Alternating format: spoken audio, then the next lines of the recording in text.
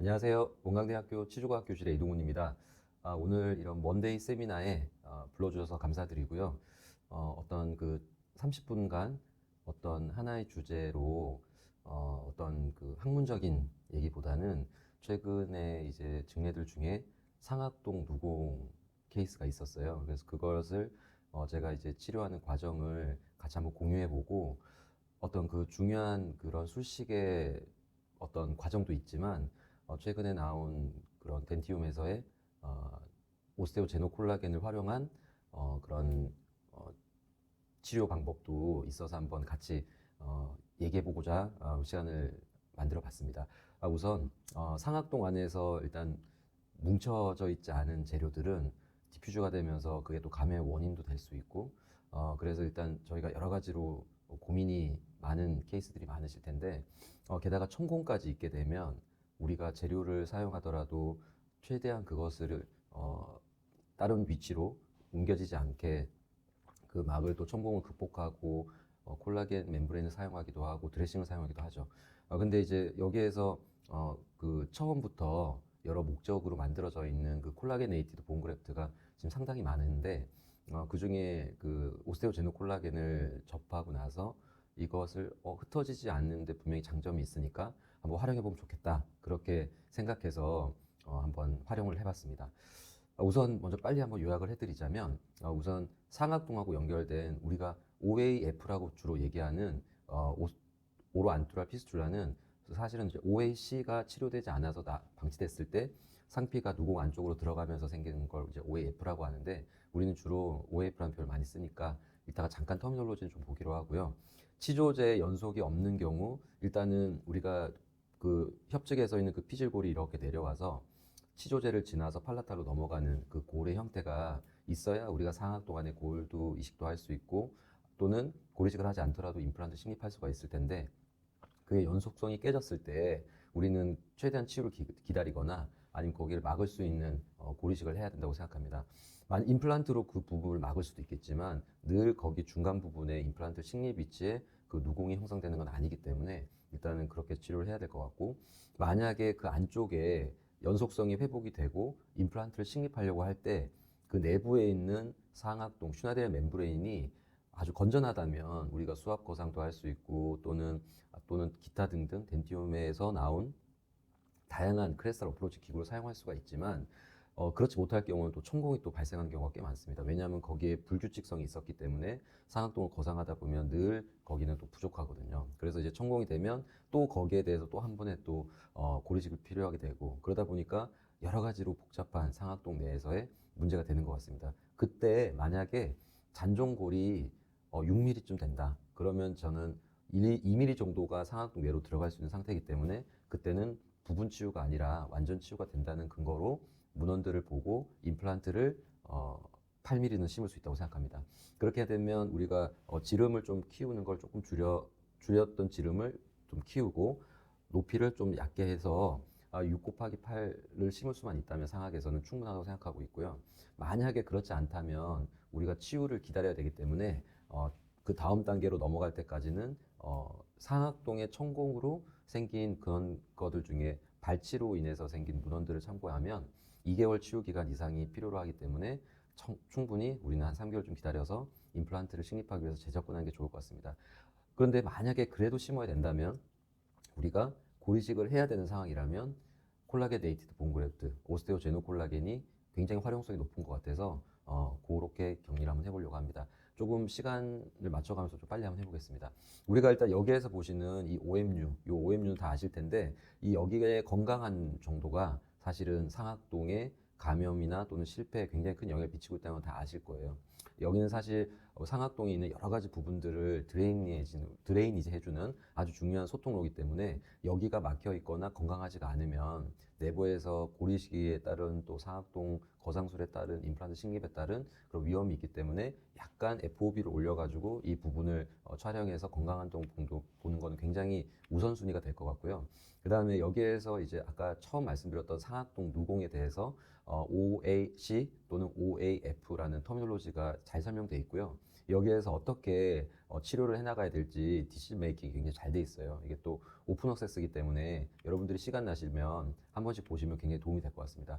여기에서 간단하게 OAC에 대해서 OAF에서 이렇게 나오는데 여기에서 이제 발치 또는 임플란트 제거 후에 천공이 생긴 것을 이제 OAC라고 하고 여기를 좀 방치했을 경우에 치료되지 않았을 경우에는 내부의 그 구강 내부에 있는 상피가 안쪽으로 들어가서 만성적으로 바뀌는 것을 OAF라고 합니다. 일단은 여기에서 잠깐 이제 서머리를 좀 해보면 누공이 발생하면 구강 내 박테리아와 음식물이 상악동 내로 계속 들어갈 수 있기 때문에 만성 상악동염, 그 다음에 빈번할 수 있고, 그 다음에 상악동 내부에 고름이 가득 차 있고 점막이 심하게 부어 있는 상태에서는 누공 폐쇄가 압력과 감염 때문에 실패할 확률이 높아집니다.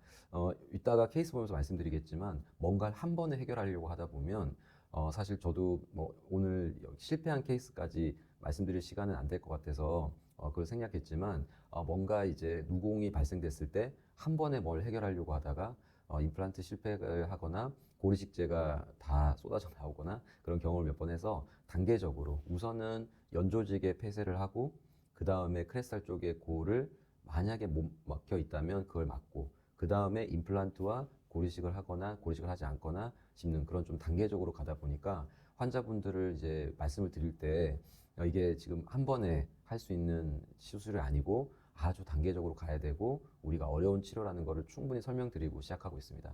어쨌든 대원칙은 질환이 없고 깨끗한 상악동을 만드는 것이 중요하고 만약에 그게 어렵다면 우리가 이제 사실 어렵게 생각하실 수도 있는데 상악동 내부를 세척하기도 합니다. 구체적인 방법은 이미 뚫려 있는 누공내로 계속 이리게이션을 해가지고 아까 OMU 쪽으로 그게 배출되도록 해서 이제 코를 이렇게 옆으로 숙이거나 아니면 옆으로 놓여서 계속 트레이에다 대고 이렇게 이리게이션을 하기도 하고요. 그 다음에 베논 같은 경우에는 주입된 식염수가 그 고름 이렇게 어스퍼레이션 해가지고 또 빼내기도 하고 그 다음에 방금 말씀드렸던 걸 다 섞어서 세척하는 이런 모든 방법은 어쨌든 내부에 있는 것들을 깨끗하게 하고 나서 사실 약간 처음에 걱정도 되세요. 코로 이리게이션도 하고 그러면. 근데 그런 것들을 해야지만 그 다음 환경을 만들어줄 수 있으니까. 만약 그게 어려우시면 이비인후과 선생님이나 고관외과 선생님들한테 의뢰를 드려서 상악동 내부를 깨끗하게 한 다음에 뭔가를 하셔야 되는 게 맞는 것 같습니다. 요게 이제 문헌을 보시면 나오는데 그냥 자연적인 2mm 정도는 처음에 뽑았을 때 2mm 정도는 자연적으로 치유가 될 수도 있고 3mm 이상은 약간 폐쇄를 해도 되는데 저 같은 경우에는 무조건 술식을 정하진 않고 만약에 뭐 천공이 OAC가 보일 때 일단은 거기에서 우선은 한번 추천을 해서 환자분께 자연 치유를 한번 기다려보고 그다음 장치를 활용하기도 합니다. 그래서 옴니백 같은 장치로 꽂아서 서지컬 스텐트를 만들어 가지고 한번 기다려 보시기도 하고 그래도 안 될 경우에는 2, 3주 기다려서 안 될 경우에는 이제 협측이나 구기 측의 그 연조직을 활용해서 하기도 하고 어쨌든 그렇게 해서 막았는데 연조직을 막았는데 그 다음에 또 만약에 열려 있다. 그럼 이제 그때 이제 여러 가지 약제를 쓰고 연조직 수술을 하고 이런 그런 과정을 간단히 설명해 놓은 거고요. 만약에 우리가 이제 임플란트를 식립을 해야 되는데 잔존골이 이렇게 만약에 있을 경우에는 우리가 사실 가장 뿌리 쪽이 에피칼 쪽이 상악동 내부로 들어가서 천공이 됐지만 septum 쪽이라든지 이쪽으로는 아직 골이 있지 않습니까? 근데 그걸 활용했을 때 우리가 만약에 상부에 고리식을 사이누스에 고리식을 하지 않아도 충분히 6mm나 7mm 정도가 골이 잡고만 있다면 이런 것은 나중에 사진에서 보시면 아시겠지만 레터럴 윈도우를 통해서 천공된 거 확인하고 중첩해서 고리식은 하지 않고 임플란트를 해도 충분히 될 것 같고 그 다음에 여기에서 이제 크레스탈 어프로치 하다가도 천공을 많이 확인하실 수가 있는데 이 정도의 천공이 있을 수 있고 이 정도의 천공이 있을 수 있을 텐데 2mm 정도보다 작거나 이게 이제 보통 5mm 정도 임플란트 심으면 에피칼을 이렇게 만들면 3, 4mm쯤 되잖아요. 그러니까 그런 거에서 어느 정도 천공이 있겠다. 거기에 맞는 맞춤형의 어떤 결정을 해야 될 것 같고 이렇게 천공됐을 때 만약에 방금 말씀드렸던 것처럼 에피칼을 천공해서 4mm, 5mm 임플란트 들어가지 안 되지 않겠습니까? 왜냐하면 그럴 때는 부분 치유가 되는 걸로 보고가 돼 있거든요. 그러다 보니까 예후를 점칠 수가 없기 때문에 레터럴로 접근해서 천공을 중첩시키고 그렇게 해서 드레싱을 쓰든지 그건 술자의 선택이겠지만 임플란트를 식립하셔야 될 것 같고 어쨌든 상악동 내부로 처음 식립한 임플란트가 볼록하게 들어가는 부분이 너무 많으면 안 되겠죠. 한 1, 2mm 정도면 모르겠지만 그래서 그런 것들을 선택해서 임플란트 식립하고 있고 이건 전적으로 제 그 의견인데요. 만약에 그 앞서 말씀드렸던 것들을 임플란트 식립하는 조건에서 말씀드렸을 때 천공 자체가 금기증은 아니라고 생각하고 있고 2mm 미만은 자연 치유, 2mm 미만은 또 2mm 미만의 그 작은 구멍 천공을 얘기한 거고요. 그리고 상악동 내부로 들어가는 것도 2mm 정도 내외면 고리식하지 않고 그만큼 잔존골이 있다는 뜻이니까 8mm 기준으로 5, 6mm 정도가 있으면 한번 식립해 볼 만하다. 그런데 그 밖에 4mm보다 더 많게 천공이 돼서 올라가는 부분은 점막 뷰가 예상하기 어렵게 치유될 수 있기 때문에 임플란트 식립을 추천드리고 싶지 않고요. 만약에 이제 6mm가 조금 짧긴 한 것 같은데 8mm에서 6mm 정도라면 저는 이제 임플란트를 다이아메타를 넓혀서 충분히 보상할 수 있다고 생각하고요. 그 다음에 큰 천공일 경우에는 측방 접근을 하거나 그래도 가장 마음 편하신 게 아까 말씀드렸다시피 3개월쯤 치유를 기다렸다가 접근하는 것이 가장 좋은 것 같습니다. 이런 케이스들 이제 과거에 많이 이제 그 했던 것들 중에 하나 그냥 꺼내 와봤는데요. 여기에서 이제 발치하고 한 2달 기다렸다가 보면 보통 이제 여기에서 여기 잔존골이 1mm도 안 되네? 레터럴 해야 되겠네? 이렇게 생각하실 수가 있는데 우리가 여기에서 보시면 아시겠지만 협측과 구개측에 이렇게 볼록하게 나온 뼈 보이시잖아요. 이 뼈가 6mm가 넘으면 당연히 상악동 내부로는 1, 2mm만 들어가게 심어도 임플란트를 8mm를 심을 수 있으니까 그런 식으로 접근하고 있었습니다. 그래서 여기에서 판막을 거상하고 이렇게 포월 디펙트처럼 돼 있을 때 당연히 숫자의 선택이겠지만 내가 고리식을 하고 천천히 기다렸다 임플란트 하실 수도 있을 거고 이렇게 1, 2mm밖에 안 되는 곳에 우리가 여러 가지 상악동을 크레스탈 어프로치 할 수 있는 기구를 활용해서 이렇게 냈다면 요게 아마 슈퍼라인 6mm 다이아메타가 6이고 그 길이가 8mm로 알고 있는데 이렇게 초기 고정이 충분히 얻을 수 있다고 생각하거든요. 그런데 만약에 조금은 우리가 만족스러운 초기 고정이 아니라도 서멀지를 시킬 수 있는 환경이라면 우리는 해볼 수가 있다고 생각합니다. 그래서 앞에 있는 5번 임플란트와 6번 임플란트를 동시에 심었는데 5번은 이제 지연 식립을 했었고 6번 같은 경우에는 2달을 기다렸지만 치유가 이 정도 보였었습니다. 이 정도면 저는 괜찮게 식립된 것 같아서 커버 스크류를 활용해서 여기 서멀지 시키고 앞쪽은 힐링을 체결할 수 있었기 때문에 멤브레인을 그것을 고정해서 임플란트를 마무리했습니다. 이렇게 하고 이제 기다렸다가 리엔트를 했을 때 제가 방금 말씀드렸던 건데 이렇게 에피칼 쪽이 1mm가 있다고 해서 레터럴 하는 그런 선택이 아니라 이렇게 심을 수만 있다면 임플란트는 장기적으로는 괜찮을 것 같습니다. 이렇게 해서 치유된 거 확인하고 2차 수술하고 보초를 한 다음에 치유를 기다리면 이런 식으로 아문 것 같고요. 그 다음에 여기에서 이제 오늘 이제 제가 말씀드릴 거는 이제 이런 접근법이 가장 사실 어찌 보면 마음 편하게 진행할 수 있는 케이스인데 아쉽게도 이거는 당연히 치성으로 봐야 될 것 같은데 이렇게 만성 치주염 또는 만성 치근단염 이런 것들 오래 방치하면서 그 상악동과 연결된 그 치조골, 피질골이 아쉽게도 흡수가 되고 협측에서부터 내려오던 이 피질골이 연속성을 잃어버린 상태가 된 겁니다. 이렇게 되면 사실 발치하는 순간 사실 천공이 돼 있을 가능성이 높고 이랬을 때 우리가 대처하는 방법들이 여러 가지가 있을 텐데 좀 복잡해지죠. 사실 브릿지를 해도 되고 옆에 있는 것과 꼭 통상적인 뭐 브릿지나 아니면 다른 방법을 써도 되겠지만 만약에 임플란트를 심어야 된다면 아주 천천히 단계적으로 들어가야 될 것 같은데 과거에 비해서 좀 치유를 하는 기다리는 동안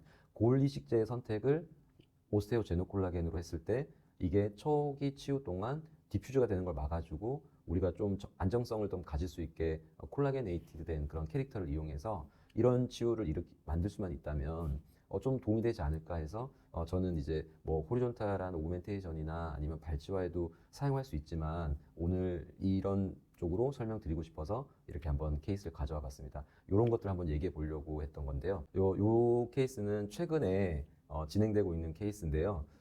작년 4월경에 교정과 그 치주과 보철과와 다학제적인 처치를 계획하고 진행 중인 환자분이셨습니다. 아직 임플란트 식립까지만 진행되고 완료되지 않았지만 여러분들과 공유하고 싶어서 했고 이제 아시면 7번도 뽑아야 될 정도로 사실은 아주 좋은 상태는 아니었지만 6번이 너무 심한 동요와 통증으로 발치를 하게 됐었고요.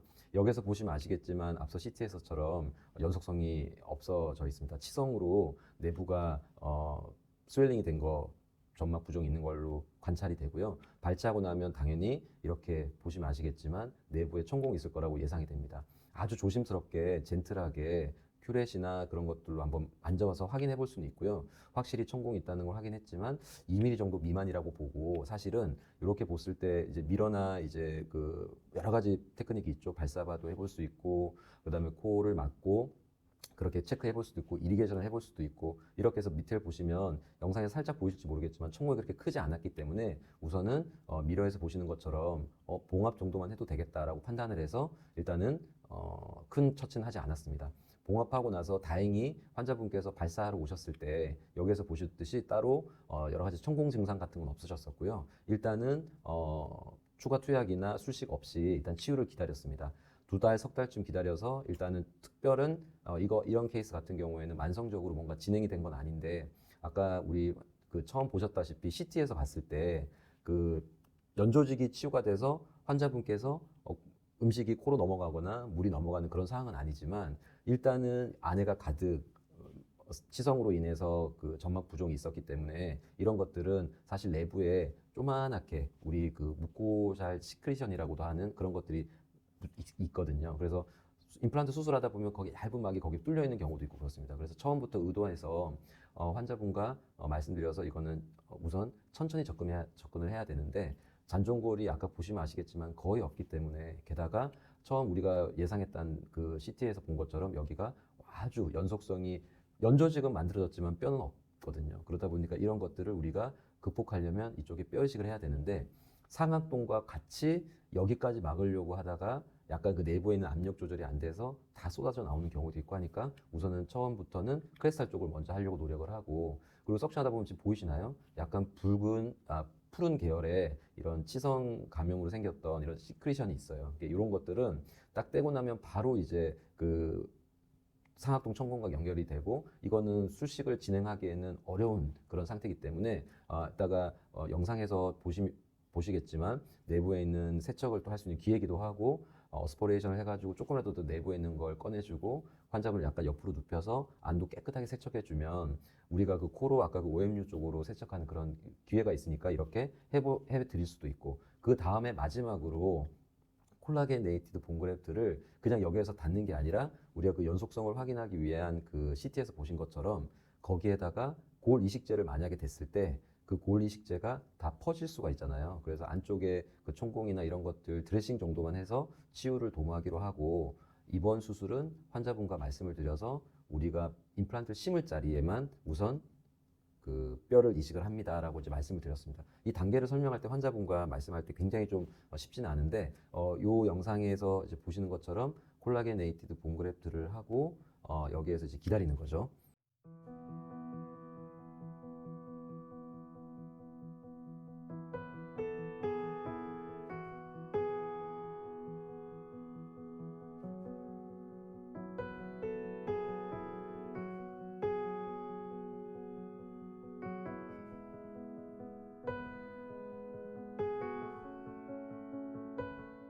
이제 치유를 기다렸다가 우리가 나중에 열어봤을 때, 방금 그 영상을 제가 사진으로 찍은 건데, 이렇게 보면 석션하다 보면 이런 시크레션이 나와요. 그리고 저절로 밖으로 보이기도 하고, 이런 것들을 제거하고 상악동 세척을 하고 이런 상태에서 임플란트를 할 수가 없잖아요. 인접한 치아들 처치할 거 하고, 이런 부분들을 파티큘레이티드 본그래프트를 한다는 건 좀 엄두가 안 납니다. 그러다 보니까 이럴 때 사용할 수 있는 재료 중에 하나가 콜라겐 네이티드 본그래프트가 있었고, 과거에는 생각을 못했을 텐데 이런 재료가 있다 보니까 굉장히 효율적인 것 같고, 이걸 이렇게 얹어놔도 내부로 들어갈 걸 걱정은 덜 하게 되잖아요. 그러다 보니까 우리가 크레스탈 쪽에 이런 것들을 단계법으로 할 때 먼저 한번 접근해 볼 수 있을 것 같고요. 여기에서 이제 이게 술전이고, 이제 수술 끝나고 났을 때 모습이 이런 모습입니다. 레터럴로 세척을 하고 크레스탈 쪽에 오스테오제노 콜라겐을 활용한 거죠. 이렇게 해서 스티치 아웃을 하고 기다리면서, 후방에 있는 치아가 아무래도 포케이션 디펙트가 있다 보니까 치유는 이렇게 됐지만 나름 예상했던 치유가 된 것 같아서 좀 좋았고요. 환자분과 말씀드려서 이 부분이 드디어 이제 연속성이 좀 생겼다. 그러면 우리 이제 상악동 내부로 골 이식을 하거나, 만약에 초기 고정만 얻을 수 있다면 임플란트 심으면서 골 이식을 할 수도 있을 것이고, 그런데 여기서 보시면 아시겠지만 이 불균일성 때문에 멤브레인이 천공된 경우가 거의 허다합니다. 그러다 보니까 이렇게 열어봤을 때 다행히 몇 달 전에 넣어놨던 오스테오제노는 이제 유지가 되고 있고, 레터럴 월은 그때 열었던 게 이런 식으로 치유되는데, 아시지만 연조직이 이렇게 개입돼 있다 보니까 꼭 우리가 파셜 시크니스 플레이파듯이 이렇게 살짝 다이섹션 하면 윈도우를 좀 더 만들 수가 있고, 거기에서 조금 더 그 윈도우를 확장한 다음에 이렇게 접근하면 됩니다. 그 다음에 당연히 예상했지만 이렇게 천공이 있었기 때문에 조금 더 확장해서 최대한 레이어링을 해서 좀 막으려고 노력했고요. 다양한 멤브레인을 활용해서 거기를 천공을 일단 막고, 사실 이때 동종고를 썼어요. 동종고를 써서 조금이라도 빨리 치유되게 하고 싶은 마음에 동종고를 좀 쓰고 슈처하고 했었는데, 제가 이따 말씀드리겠지만 저 두 번째 케이스는 동종고를 쓰지 않고 두 번 다 오스테오제노를 썼었거든요.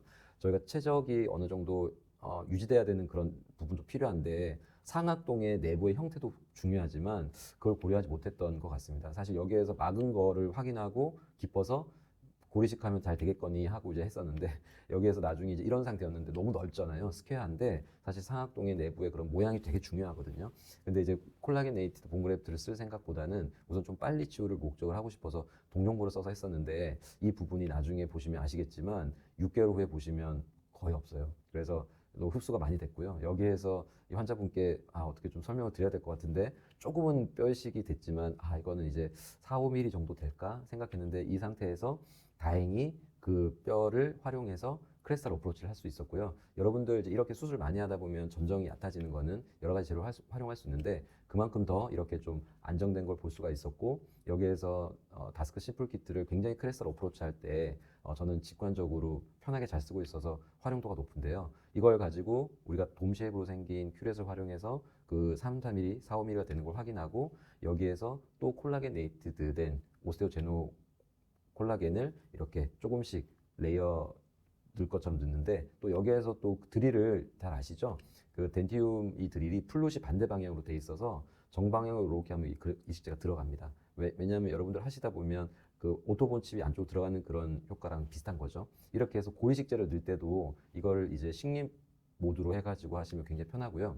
여러분들 이렇게 써서 조금씩 고리식제를 넣다 보면 하는데, 이제 일반적인 드릴은 밖으로 뼈가 나오지만 이건 안으로 들어가는 걸 활용할 수가 있고, 이렇게 해서 6 곱하기 8을 선택했고 임플란트를 아주 좋은 초기 고정으로 심을 수가 있었어요. 연조직이 좀 부족하다고 생각해서 이렇게 마무리를 했고요. 임플란트 식립까지 이제 진행이 된 것 같습니다. 여기에서 보면 이제 술전이고 술의 모습이 이렇고요. 여기에서 방금 있던 이 교훈은 상악동 내부에 이제 흩어지지 않는 고리식제 효과가 분명히 있고, 두 번째는 그 체적 안정성이 좀 어느 정도 있는 이종골의 특성도 있는 것 같고, 그래서 아주 상악동 내부에 여러 가지 컴플리케이션이 생길 만한 그런 위치에서 효율적으로 활용할 수 있겠다.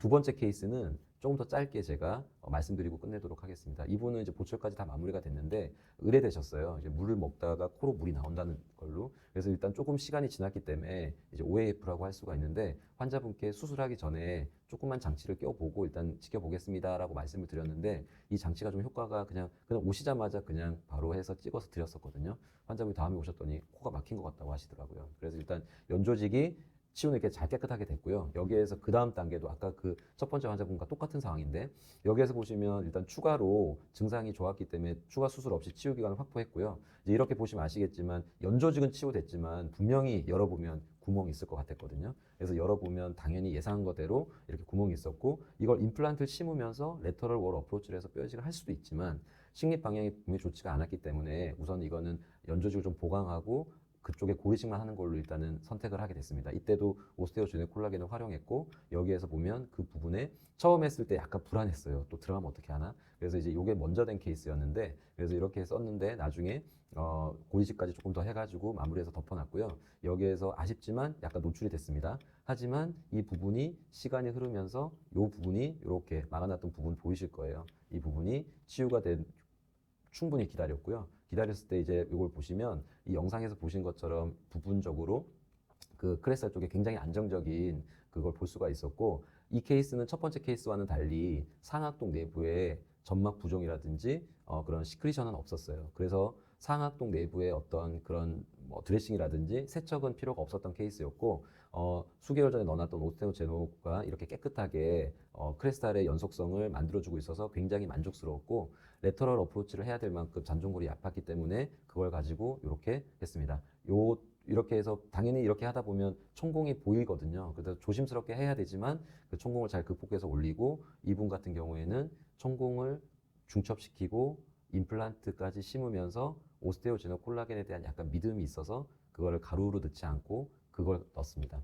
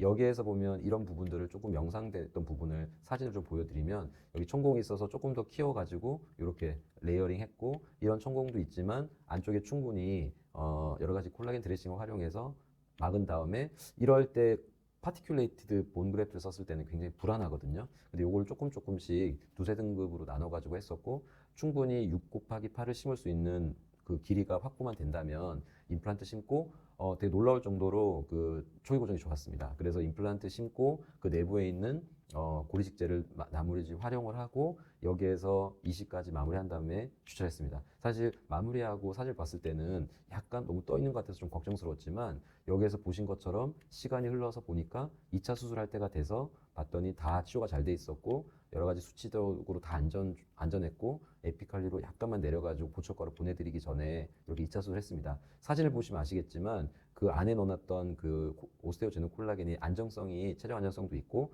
자연스럽게 치유된 모습을 볼 수 있어서 굉장히 만족스러웠습니다. 그래서 결국에 우리가 이제 상악동 내부에 이런 오스테오제노 콜라겐을 잘만 활용을 한다면 복잡한 케이스에서 잘 쓸 수가 있을 것 같아서 초반에 말씀드렸던 대로 오스테오제노 콜라겐처럼 콜라겐 네이티드 본그래프트를 상악동 천공이라든지 여러 가지 그런 합병증에서 사용하면 좋을 것 같아서 말씀드리고 오늘의 제 케이스 공유를 정리하도록 하겠습니다. 여기까지 하겠습니다. 감사합니다. 네.